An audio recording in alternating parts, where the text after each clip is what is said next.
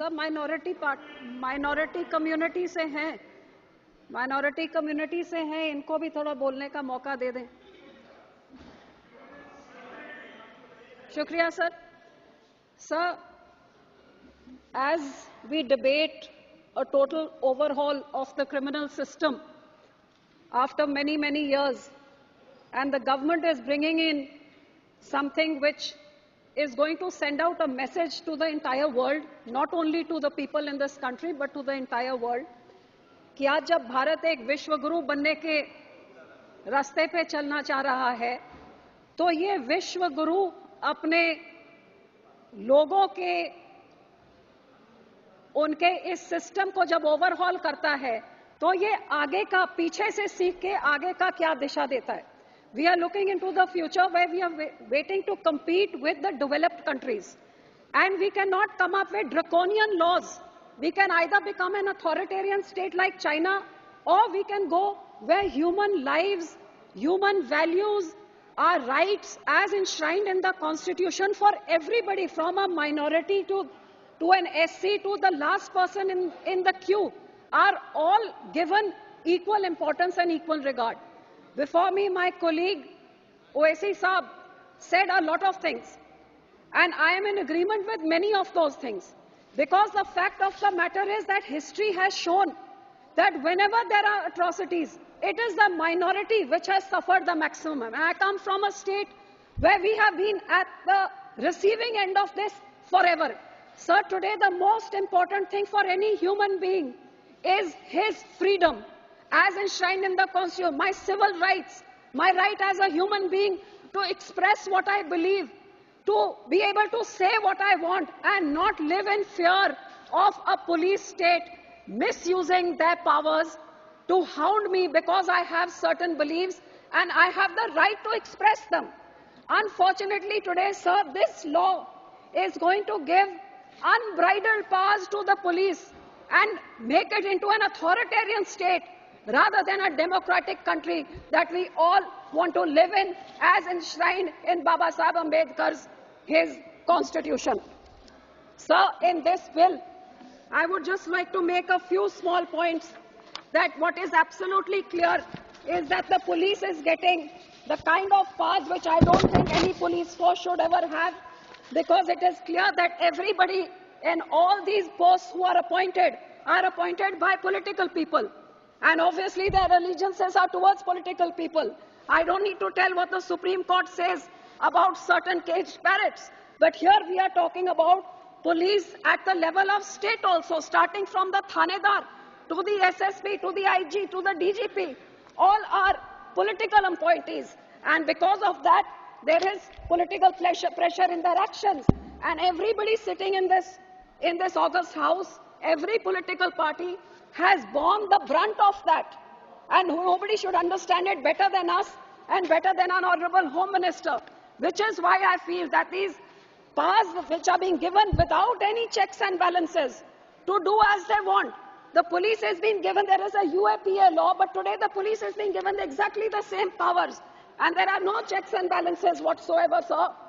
So these arbitrary powers which are against liberty, democracy, dissent, opposition, and I think here is a living example that such an important bill is being discussed, which should be in a fair and transparent manner with everybody allowed to air their views. And here there is only the ruling party and a handful of us opposition people who are being allowed to say what we want. This is not the way for such an important bill to be passed, sir. Sir, these bills have many discrepancies. I don't know whether I should repeat what Owaisi Saab has already said. For example, the police custody up to 60 days, how the police are allowed to decide what they want to do and how they want to do it. I don't want to get into all of those, sir. My point is more on the human rights angle of it, because as a Sikh, sir, एक सिख होने दे नाते सा मैं इत्थे दसना चाहांगी कि साडे पंजाब ते पंजाबियां दे उत्ते जिन्हां ਇਹ पुलिस अट्रोसिटीज़ ਨੂੰ ਅਸੀਂ ਸਹਾ ਹੈਗਾ, ਸਾਡਾ ਇਤਿਹਾਸ ਗਵਾਹ ਹੈਗਾ ਸਰ। ਇਹ ਉਹ ਕੌਮ ਹੈਗੀ ਸਰ ਜਿਹੜਾ ਮੈਨੂੰ ਅੱਜ ਦੱਸਣ ਦੀ ਲੋੜ ਨਹੀਂ, ਲੇਕਿਨ ਸ਼ਾਇਦ ਸਾਰਾ ਹਿੰਦੁਸਤਾਨ ਜਾਣਦਾ ਹੈ, ਤੇ ਲੇਕਿਨ ਜਿਹੜੇ ਨਹੀਂ ਜਾਣਦੇ ਨੇ ਉਹਨਾਂ ਨੂੰ ਜ਼ਰੂਰ ਮੈਂ ਦੱਸਣਾ ਚਾਹਾਂਗੀ ਕਿ ਸਭ ਤੋਂ ਪਹਿਲੇ ਉਹ ਸਾਡੇ 9ਵੇਂ ਗੁਰੂ ਸੀਗੇ, ਗੁਰੂ ਤੇਗ ਬਹਾਦਰ ਸਾਹਿਬ, ਜਿਨ੍ਹਾਂ ਨੇ तिलक ने जंजोई ते रक्षा वास्ते अपना सीस कलम कर दिता, अपनी शहादत दी एक दूजे धर्म नूं जिंदा रखने वास्ते। ਇਹ ਸਾਡਾ ਧਰਮ ਸਿਖਾਉਂਦਾ ਹੈ। ਅੱਜ ਵੀ ਸਾਡੇ ਗੁਰਦੁਆਰਿਆਂ 'ਚ ਸਰਬੱਤ ਦੇ ਭਲੇ ਦੀ ਅਰਦਾਸ ਹੁੰਦੀ ਹੈ। ਸੋ ਉਹਦੇ ਬਾਅਦ ਜੇ ਦੇਸ਼ ਦੀ ਗੱਲ ਕਰੀਏ, whether it is pre-independence, post-independence and till date, the Sikh community has made the largest sacrifices for this nation and are the most patriotic community, and I would like to highlight a few of these things, sir. Independence ਤੋਂ ਪਹਿਲਾਂ 1.5% ਸਾਡੀ ਆਬਾਦੀ ਸੀ ਸਿੱਖਾਂ ਦੀ, 1.5%, 1.5%, and sir, ਸਭ ਤੋਂ ਜ਼ਿਆਦਾ sufferings at the hands of majorities this small community. I would like to tell this August House, 77% in the freedom struggle, 77% of all those sent to the gallows, out of which 81% of those, 77% out of the total people sent to gallows, 81% were Sikhs, sir. During Quit India movement, when many indiscriminate arrests were made, 70% of those were Punjabis who were arrested. Out of the 2,000 people who joined the Indian National Army when army was formed, 60% were Sikhs. Out of the 121 patriots hanged during the freedom struggle, 93 were Sikhs. Out of the 2,600 awarded life imprisonment during the freedom struggle, 2,147 were Sikhs, sir. Out of the 1,300 martyred in Jallianwala Bagh, 799 were Sikhs, sir. Sir, जब देश आजाद नहीं हुआ था, उस time ये सिखों ने 1925 में, 1920 में अपने गुरुद्वारा ब्रिटिश के पिठुओं से आजाद हमने करवा लिए थे अपने गुरुद्वारा को, जब देश नहीं आजाद हुआ था, sir. After that, all leaders of every party, be it Pandit Nehru, who said, I salute the Akalis who have started the struggle for freedom and are fighting for it. Sir, this was in 1920 when Jawaharlal Nehru, then who became Prime Minister, later said this. आपके पंडित मदन मोहन मालवीय जी ने कहा, गुरु का बाग मोर्चा has given birth to the freedom movement which must lead us to Swaraj. ये freedom movement हमारे अकाली दल ने शुरू करी थी. Lala Lajpat Rai ji said, freedom is our birthright. The Akalis are the legitimate sons of Mother India who are fighting for her. ये Lala Lajpat Rai ji के word से गए. So in every sphere, I can say that considering we were hardly 1.5% of the population, ये भी मैं कह सकती हूँ, ये आज पंजाब हिंदुस्तान में है, इसमें भी हमारे मास्टर तारा सिंह जी की इंटरवेंशन, जब when he went to the Muslim League flag atop the Punjab Assembly at Lahore and pulled it down, which saved half of Punjab for India. Otherwise, entire Punjab would have gone to Pakistan, left to Mr. Nehru. And the Yamuna River would have been the dividing line between India and Pakistan. So, sir, ये लड़ाई पंजाबियों ने लड़ी. उसके बाद हमारे बॉर्डरों में देश का बंटवारा हुआ. हजारों लाखों सिख और हिंदू भाईचारों का अपने वहां से उजड़ के सब इधर आए. And लेकिन सर, ये सब होने के बाद, what did we receive post independence? All kinds of atrocities by the state. हमारे पंजाब का बंटवारा हुआ, लड़ाई हमने लड़ी, देश को आजाद करने के लिए कितने बड़े सैक्रिफाइसेस दिए, और जब देश आजाद हो गया तो पंजाब के टुकड़े टुकड़े करके अलग अलग राज्य बनाए गए. हमारे को राजधानी नहीं दी गई, हमारा पानी खो के दूसरे राज्यों को दे दिया गया अगेंस्ट रिपेरियन प्रिंसिपल्स. हर तरीके से पंजाबी स्पीकिंग गांव को दूसरे. सर प्लीज, अब तो कोई ऑपोजिशन नहीं है, अब तो आज टाइम दे दीजिए. बिल पर बोले आप. इतना तक मैं आ रही हूँ उस पर सर, मैं एट्रोसिटीज की बात कर रही हूँ कि कानून कितना जरूरी होता है. उसके बाद सर, एक स्टेट स्पॉन्सर्ड जेनोसाइड का क्या कैसे हुआ, वो हमारे अकाल तख्त साहब के ऊपर इंदिरा गांधी के कहने पे, जब वहां टैंकों तोपों से चढ़ा के हमारी सबसे जो धार्मिक स्थान है उधर जिस तरीके से टैंकों तोपों के साथ अटैक किया गया, गुरपुरब के दिन जब वहां पे श्रद्धालु थे उनको कत्ल करके सारा सरोवर लाल कर दिया खून से. ये एक स्टेट स्पॉन्सर्ड, जब प्रधानमंत्री अपने ही लोगों के ऊपर, तो क्यों आज तक इंदिरा गांधी के ऊपर क्यों कोई कानून नहीं लगा? उसके बाद जब हमारे दिल्ली में 84 का जेनोसाइड हुआ सर, तो कितने हमारे सिख लोग के कत्लेआम शरेआम हुआ, सारा देश जानता है ये कांग्रेस की देन. आपको हैरानी होगी, एक एफआईआर, सिर्फ एक एफआईआर दर्ज हुआ, तो क्यों आज 40 साल होने के बाद आज भी हमें तो कोई जस्टिस नहीं मिला? आपके इस नए कानून में सिखों के साथ कहां इंसाफ है? कौन सा वो पॉइंट है, मुझे बताएं जरा गृह मंत्री जी, वो कौन सा है जहां 40 साल बाद हमें इंसाफ मिले। और सर यही मैं कहना चाहती हूं कि हमारे सिखों के जब धार्मिक स्थानों पे अटैक हुआ, हमारे कत्लेआम हुए, कोई वहां पे किसी को सजा नहीं मिली, कोई FIR नहीं लगाई गई, कोई हमारे बहनों के साथ जो रेप हुआ, कोई हमारी सुनवाई जब कहीं नहीं हुई। और इसी तरह पंजाब में जब हजारों नौजवानों को, बेगुनाहों को UAP लगा के, ऐसे ऐसे कानून लगा के, जब उनको एक पूरी जवानी, अब यहाँ पे वो बिट्टू नहीं है कांग्रेस के MP साहब, उनके जो दादाजी थे, पूरा बेअंत सिंह ने एक पूरी पीढ़ी सिखों की खत्म कर दी। ऐसे ही पुलिस एनकाउंटर्स करके, फेक एनकाउंटर्स, आज तक हजारों लाखों नौजवान लापता, पता ही नहीं लगा कहां गए फेक एनकाउंटर्स में, क्योंकि पुलिस के पास अनबिल्डेड पास थे। तो इस तरह के विदाउट चेक्स एंड बैलेंसेस बाहर कितना बड़ा नुकसान कर सकता है, ये हमें पंजाबियों में देखा। और सर जब ऐसे हालात थे, जब नौजवानों को मारा जा रहा था पुलिस से, कल क्यों आपको हैरानी होगी, कल की कहानी, एक ऐसी लेडी 19 साल की, उसके हस्बैंड को उठा के मार दिया पुलिस एनकाउंटर में। और अब कितने 30-40 साल बाद आज थानेदार से लेके DGP तक, IG तक सबको पुलिस ने, अब जाके अदालतों ने उसको इंसाफ दिया, क्योंकि फेक एनकाउंटर था, फैब्रिकेटेड था, उसको एक टेररिस्ट बना के उसका एनकाउंटर कर दिया। तो ये तो लाखों हजारों से हर घर की कहानी थी पंजाब में 80 के दहाकों में।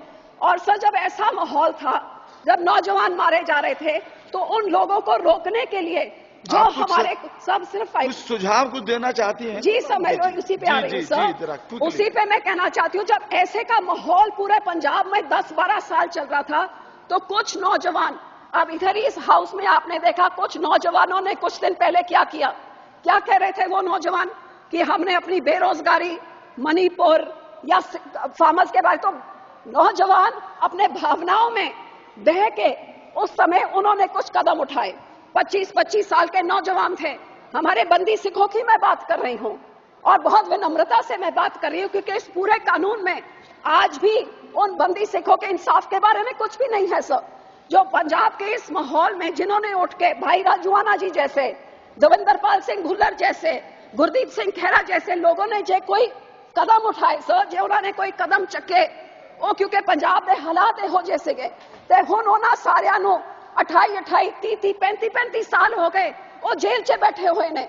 सो वेयर इन द कॉन्स्टिट्यूशन और where in legal prudence does it say that you can just be imprisoned forever without any, आपको कोई इंसाफ ना मिले? ये तो ह्यूमन राइट्स की वायलेशन है, ये एक इंसान की इंसानियत की वायलेशन है। Sir 1 minute, 5 minute sir. Sir here I want to say that in the mercy petition, जो आपने मर्सी पिटिशन के बारे में कहा है सर, फॉर एग्जाम्पल हमारे भाई राजूआना, यू मस्ट नो सर, 28 साल से जेल में बंद हैं, क्योंकि उस टाइम 84 के दहाकों में उन्होंने कोई कदम उठाया, कोई कंस्पिरेसी करी। 28 years he is lying in a prison in an 8x8 cell.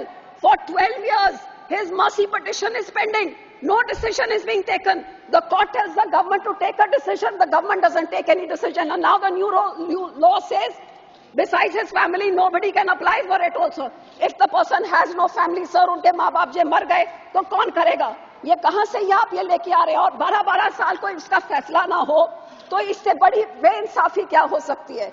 जिस करके सर आई वुड से कि ये आप मर्सी पिटिशन वाला, तो I would appeal to you sir, जो 8/8 की चक्की में 28 साल, 25 साल से अब 60-65 साल उनकी उम्र हो गई, और सुप्रीम कोर्ट कहता फैसला दो, और सरकार कहती है anti social elements are a problem to society. तो सर कई लोग ऐसे जिन्होंने बेअंत सिंह की हत्या में थे, उन्होंने बाय लॉ लीगली अपने तरीके से उनको पैरोल भी मिल गया, वो अपने घर पे भी रह रहे हैं, अदालत ने उनको घर भेज दिया, राजीव गांधी के किलर भेज दिए। तो जब वो उनको कोई सोसाइटी ने उनसे कोई प्रॉब्लम नहीं, गुड कंडक्ट उनके प्रिजन में रहा, तो क्यों नहीं ऐसे लोगों को फ्री करा जाता? सर जस्ट 2 minutes मोर। सर गुरु साहब के 550 सालों पे सरकार ने इस चीज का वादा भी किया था। आज इस कानून में मुझे कुछ नहीं दिख रहा कि when remission has been granted, when these prisoners are going to be set free, which you promised in 2019, आज तक नहीं हुआ। बल्कि आप UAP उठा के आप पूरा पुलिस को वो पावर्स दे रहे हैं, जो पुलिस आज भी उठा के कोई भी चीज, किसी को भी टेररिस्ट, 2019 पे आपने लॉ को रिवाइज किया कि पहले एक टेररिस्ट ऑर्गेनाइजेशन होती थी, अब किसी भी इंडिविजुअल को आप टेररिस्ट कर दें। इसका मिसयूज पंजाब में तो रोज ही हो रहा है, देश में भी देख रहे हैं, किसी को भी टेररिस्ट। आपको हैरानी होगी कि पंजाब में कुछ बच्चों ने सिक्खी का प्रचार करने के लिए कुछ पैम्फलेट घर पे मिले तो उनपे भी यूएपीए लगा दिया और फिर उठा के दूर दूर भेज देते। श्री रमेश विदुड़ी जी। सो सर, मैं अपील करती हूँ कि इस कानून का